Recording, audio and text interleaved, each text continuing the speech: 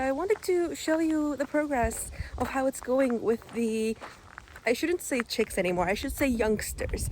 An unproblematic queen. And this one is my miracle baby. She hates my guts. So we are going on a trip to Latvia, Lithuania, and a bit of Poland as well.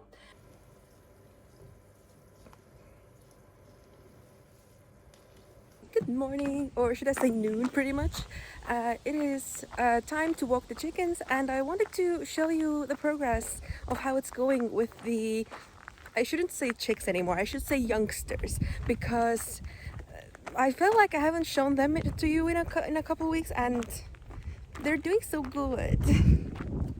So I wanted to show you all of the chicks and introduce them to you by name, because now I have named all of the ones. Oh, I've named all of the ones that I think are female.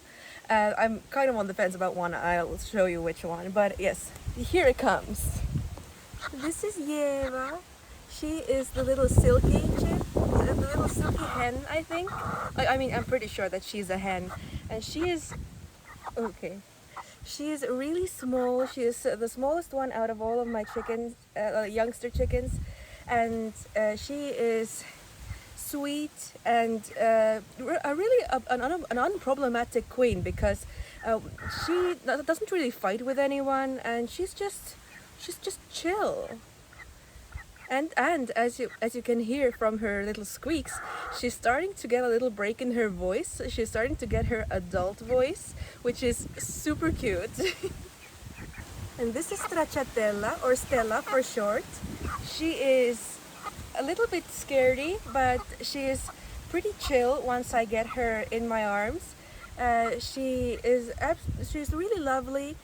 She also doesn't really fight with anyone, and she's just one of my 4 mottled Orpington youngsters, and she wants to get off. I'm showing you to the people. Show everyone how nice you look. Of all the mottled Orpingtons that I have, she has the most black on her chest area. What was that? She's also getting her adult voice. Okay, I'll put you back down. This is another one of my mottled Orpingtons. This is Artemis. She is a violent one. She fights with everyone, including the mottled Orpington rooster that I have, who is like the biggest one of my chicks. And she is the one that I am not certain if she is a boy or a girl, because she does have a slightly larger comb than Stracciatella does, but at the same time she behaves like so chill, like she's a hen. Because at this age of slightly older than 3 months, rooster chicks tend to start to be more flighty and less okay with being handled like this. But Artemis, the violent hen, I mean, I hope she's a hen, because I've named her, and she's cool. She's chill once she settles onto my arm. But once she is with others, she can be violent, even with roosters. That's why I called her Artemis, after the goddess of the hunt.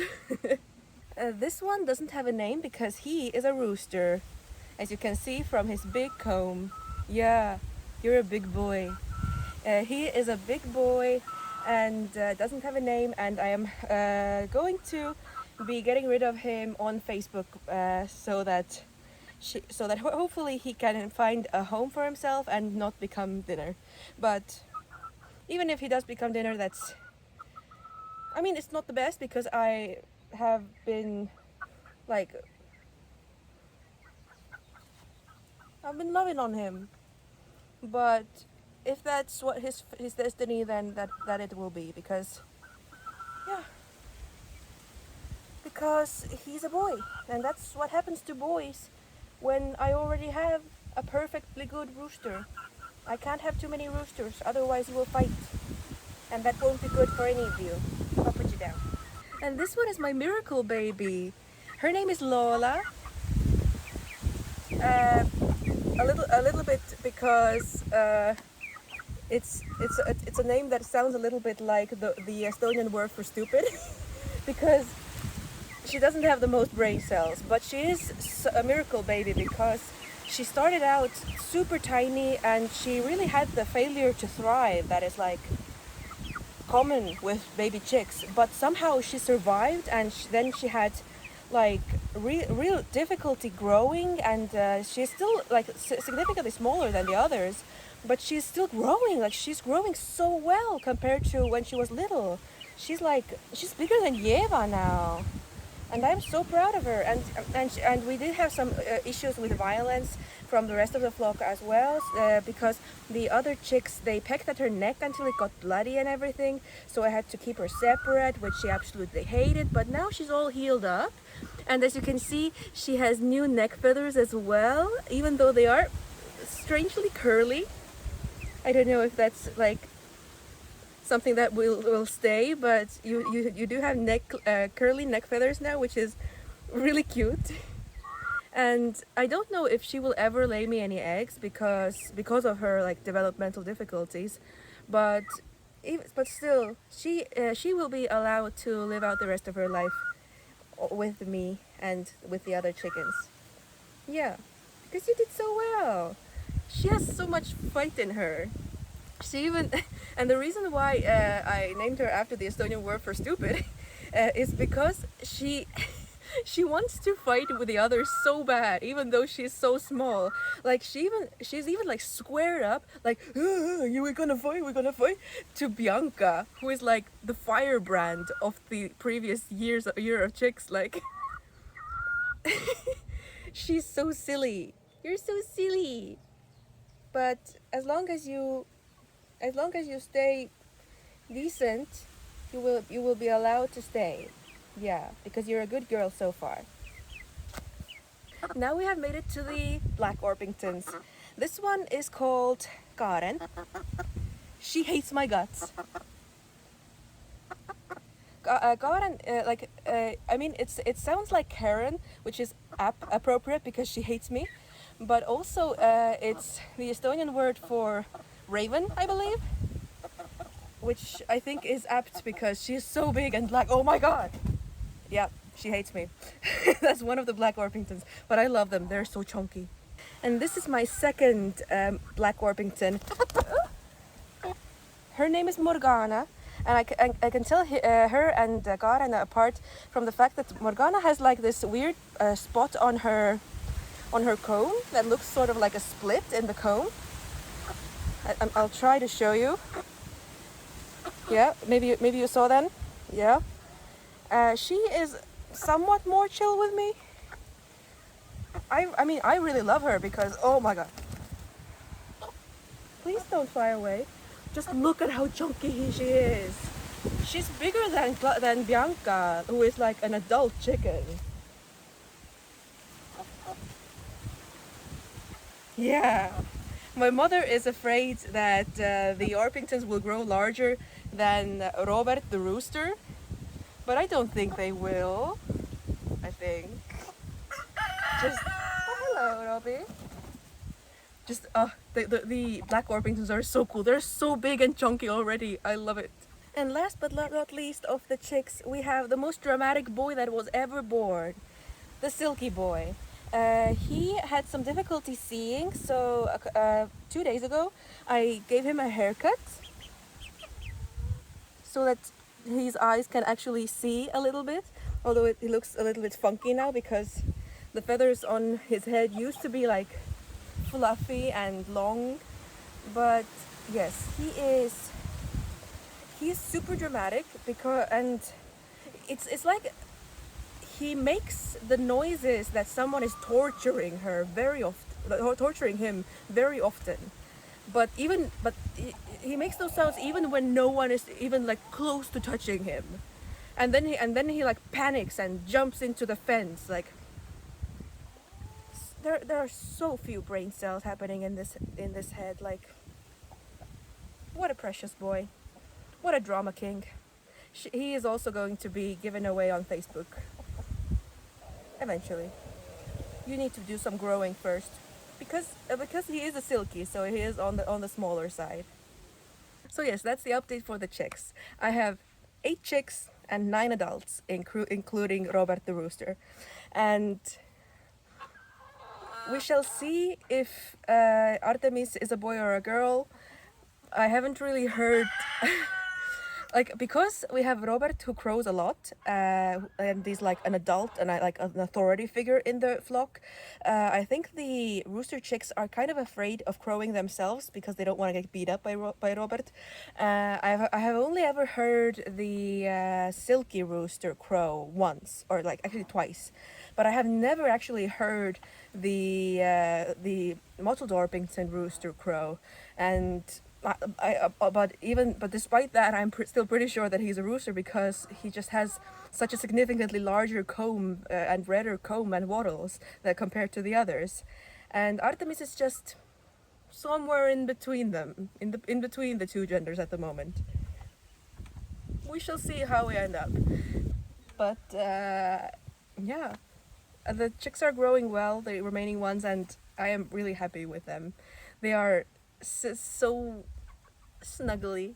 I love holding them and petting them still, and it is just so great that they are okay with that still, even though they've been growing and I haven't been petting them as much as what I did when they were little.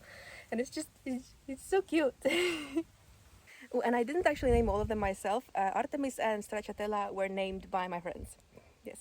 And one thing that really makes me happy about the chicks is that they are finally gaining the courage to be like outside in the run while the adults are also in the run, and that means that that when it's hot weather, then the little ones can stay outside and be more cooled down by the wind and like the slightly lower temperatures outside. And also that it also means that they are integrating into a flock, and the flock is becoming more like of a cohesive structure, and it's great news all around. However, the youngsters haven't really learned how to properly like go home when I say that it's time to go home, like the adults do when they follow me. So that means that when once I get all the adults inside and I've given them their first batch of treats, then I have to get a broomstick and sort of corral and scare the little ones home. But also I give them treats then as well, and I say the same phrases. So I hope that they learn that once they go home, they will get treats. Hopefully. I mean, once they are properly integrated into the flock, they will definitely do as the rest of the flock does as well. So it's not going to be a problem for very long, but it will be a problem for a little while. Today is also going to be a project day because I'm going to be dyeing another skein of the sock yarn that I spun for my mom, but this time I want to dye it in a gradient. And I'm going to be using a dye source that I have used before, which is aspen, or maybe quaking aspen. As usual, I haven't done my research on how to translate the names of trees and plants into English, but aspen leaves is going to be the dye source that I use. It's going to provide a nice and bright yellow, and I know that because I've used it before. And I'm going to try to do like two things at the same time with the same skein. Yes, but first, I'm trying to figure out if I should start with mordanting the yarn or gathering aspen leaves. I think I'm going to start with mordanting. So today I'm going to be only dyeing one skein of yarn, but because I find mordanting quite boring, I'm going to be mordanting as much as I can, which is this time 3 skeins. Two of them are the sock yarn, and one of them is my sweater yarn. And I think I will take you along for the ride this time, because I usually don't show mordanting because I find it boring, but maybe you won't. 200 grams of yarn just in 3 skeins, wow. So if we have 200 grams of yarn, that means we are going to be using, let's say 25 grams of alum. Because 30 might be a little bit much. It's not recommended to use more than 15 grams per 100. So I'll do 25. Now I will dissolve it in just this thing. The book that I used to learn how to dye with natural dyes says that you should dissolve the alum in like hot water before you add it into the big pot there. So that's what I try to do. It doesn't go like super well usually. Like it dissolves some, and that I guess makes my life easier like in the big pot, but mostly I just try to smash the bits into smaller bits. I'm going to call this good enough, dissolved enough, and that is going into the pot. And it is also important to soak the yarn before you put it into the alum solution. I'm not sure why, but I think theoretically the yarn is supposed to soak for a longer time than I'm going to soak it before putting it into the alum, but I'm impatient. I also like to scrunch the yarn once it's in the waters, just in the hopes that it will release its air more easily and get soaked more faster. But I also wanted to talk to you guys in this video about the next couple weeks, because my schedule is going to be changing, because starting this Friday I'm going to be spending 10 days traveling with my mother and sister. We're going on a road trip, and that is both exciting but also scary because of my COVID safety considerations, because if you don't know, I am in the COVID risk group, and I did get COVID once, and the long COVID that I got from that basically put me like on couch rest for 4 to 5 months, and even now, like more than 2.5 years later, it is still giving me more long COVID symptoms, like more symptoms. The long COVID is giving me more symptoms than my other 5 chronic illnesses combined. So basically I would do anything at all to not get COVID ever again, because I am very acutely aware of how badly it can mess up your body, especially if you're as ill as me. And because of that, oh, actually it is 45 degrees now. So this is skein number 1 going into the alum solution. Number 3.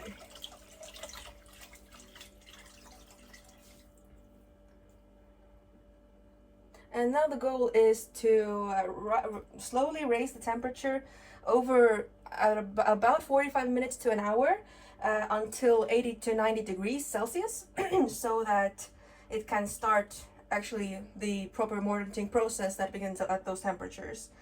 But it's important to raise the temperature slowly, because if you do it too fast, then the yarn can felt, which will kind of ruin it. But it is also important to keep the yarn at to keep the temperature of this thing below 100 degrees so that it doesn't boil, because boiling can also damage the yarn. So it's something that you have to keep an eye on occasionally.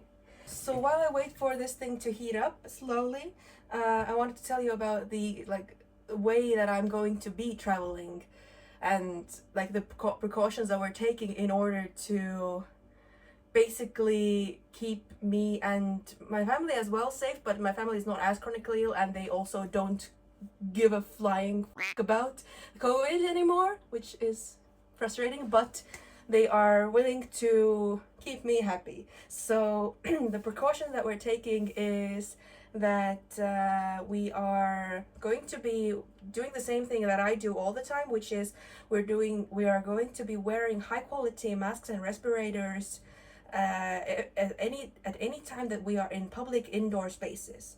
So if we dine out, we are only going to be in outside spaces that are like well ventilated enough for me to feel comfortable in. But if we want to go if we want to go for a pee inside, then the masks are going on. Supermarket, masks on. And basically not really go into any like indoor museums or stuff like that. So we're going to be doing more outdoorsy stuff, which is good for a summer trip. Also, a major part of COVID safety for this trip is that we are going to be driving everywhere. So we are going on a trip to Latvia, Lithuania, and a bit of Poland as well. In Poland, we're just going to Warsaw, which is going to be interesting. I have never been to Warsaw, and I've been looking forward to it. And like the and driving, like traveling by car instead of by plane is just a major like important point for me. Like, I know that I traveled by plane to my defense in Copenhagen, but that was sort of because I kind of had to. Like, I could have taken like a long trip by car and boat, but that would have been extremely like very time consuming, and I would have been stressing out the entire time because of the defense. And it was just better to do this very super short trip by plane, even though it was very high risk and very stressful. And my mom did get sick on the way when we were coming back, and yeah, so it's important to me to go by car, because then we can like stay in our safe bubble of 3 people who are all taking the same COVID precautions. And yes, just let's hope that we can enjoy this vacation without anyone getting sick, because I have been known to get a little bit suicidal with COVID, with long COVID. But let's get back to yarn dyeing. I've hit a bit of a snag. I have found some aspen trees, but they only seem to have like really small branches that have leaves that are not diseased, because like most of them are like this, and like that's not gonna give me a yellow dye. So I'm not sure if I can find enough of the non-diseased leaves, but I guess I'm going to try, because I still want to get some yellow dye by the end of the day. Okay, let's just hope that this amount of branches yields enough leaves. It might not, but the mosquitoes are driving me nuts.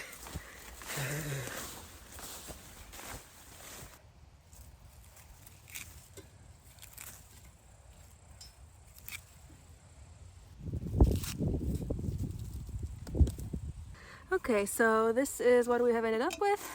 Not the largest amount, but also I'm only dyeing 1 skein of yarn, so maybe it will be fine. So now I'm filling this up as well. Oh my god, dishes. And then this will also be heated to 80 to 90 degrees. And then I will see how long I give it at this 80 to 90 degrees Celsius, because in theory, the longer that it seeps in the water, the more dye comes out, but there is like a maximum amount of dye that can come out of these. So at least an hour, maybe 2, I'll see how I feel. So now we have 2 things on the stove, the leaves and the mordant bath, which is still going strong. It has cooled down a little bit from 85 to 80 degrees, but it's fine. I'll just give it a little bit more heat, and it can do just chill for the rest of the hour that I'm giving it. And this thing, I will just check on it once the hour for the mordant is up.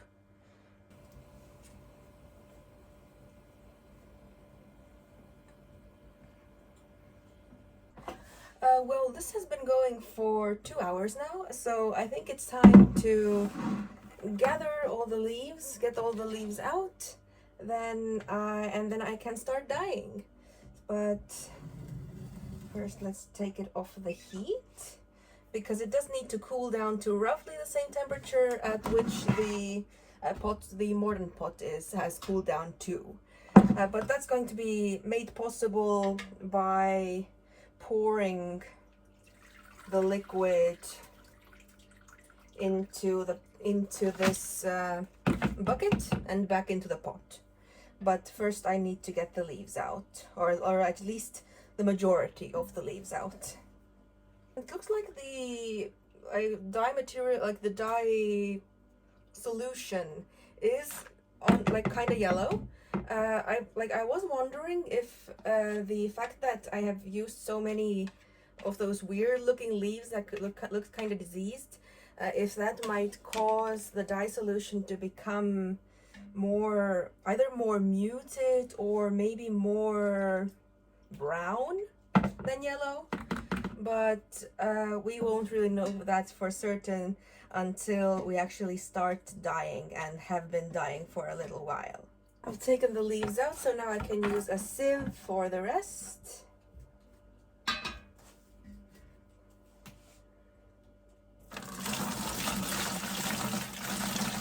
And you see the yellow?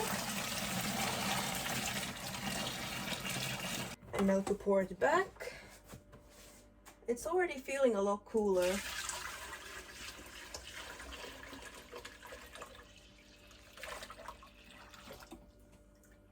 Okay, and now it's time for the fun part. So what I wanted to do is use like 2 different techniques for controlling the amount of dye that goes into the yarn that I'm going to be dyeing yellow. The first is that I'm going to tie this length of string really tightly around a certain part of the yarn, so that it gets to be so that the dye hopefully doesn't get to that part of it, and it creates like this strip, like this little strip of white inside an otherwise yellow yarn.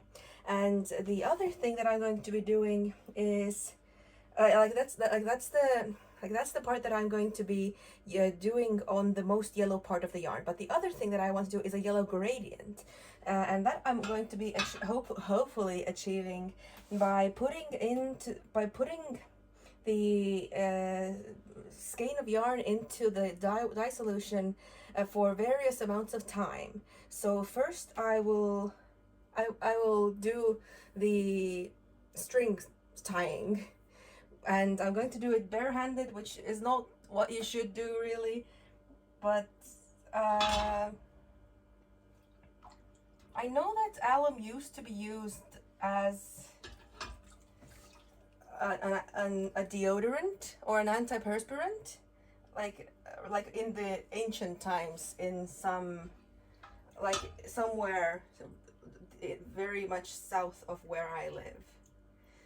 So it might not be healthy, but I know that it's not like the absolute worst thing that can happen to you. So I'm going to just take the skein that I want to be dyeing today out of the mordanting pot and squeeze out a fair amount, a fair amount of the mordant solution. Then I'm going to be resting it on this pot cover, whatever you call it.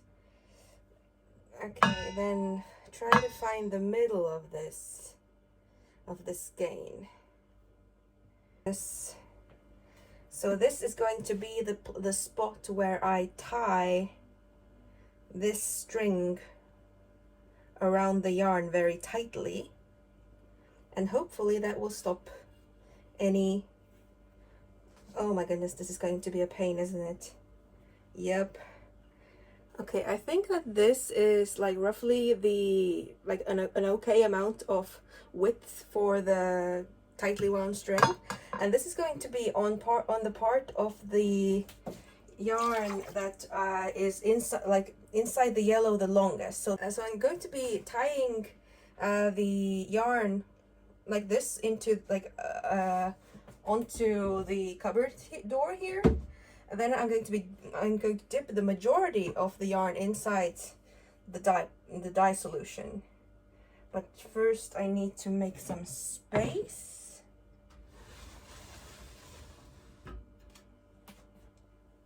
A gentle amount of heat so that it doesn't heat up too quickly again. And then I dip the majority of this in here up until about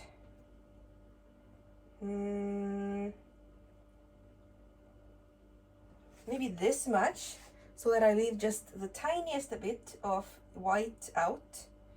I'm thinking maybe I will keep it in for 15 minutes now. Yeah, and then I will do 10 minutes as the next interval. So I will set a timer for 15 minutes, and then I will tie it up slightly higher. but the goal is once again to heat the dye solution up to 80 degrees at least, so that it's between 80 and 90 degrees Celsius, and because that is once again the temperature range where the reaction takes place that actually makes the dye adhere to the alum that has adhered to the yarn. That's the science behind it, at least. The part of the science that I understand, at least. But now I should actually go and set the rest of the mordanted yarn to outside to dry, because the great thing about mordanting in a bigger batch is that you don't actually have to dye with all of the yarn immediately. You can just let it dry, as long as you don't actually rinse it out. As long as you don't rinse out the alum from it, you can definitely use just leave it be until whenever it is that you want to dye with it. So that way I am sort of building a collection of mordanted yarn that I can dye with at a later time without having to do the boring bit, which is mordanting.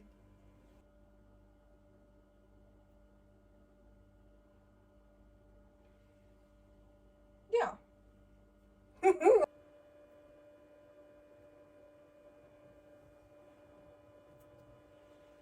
Alright, I have done so many increments of just raising this a little bit higher, and I can definitely see somewhat of a gradient, and I'm tired, so I'm going to wash this, set it out to dry, and see what we get tomorrow once it's dry. Good night. You are not ready for the yarn that came out of this. It is beautiful. It's exactly what I wanted. And with this little strip of white, oh my god, it is and the absolutely incredibly smooth gradient as well, as it goes from the white here to the deep almost orangish yellow that I got at the end. The last time that I dyed with the aspen, I didn't actually get such a burnt yellow tone. I got a more bright yellow, but that makes sense because I did use a lot of old leaves, and it's just incredible. It turned out exactly how I wanted. I'm so happy with it.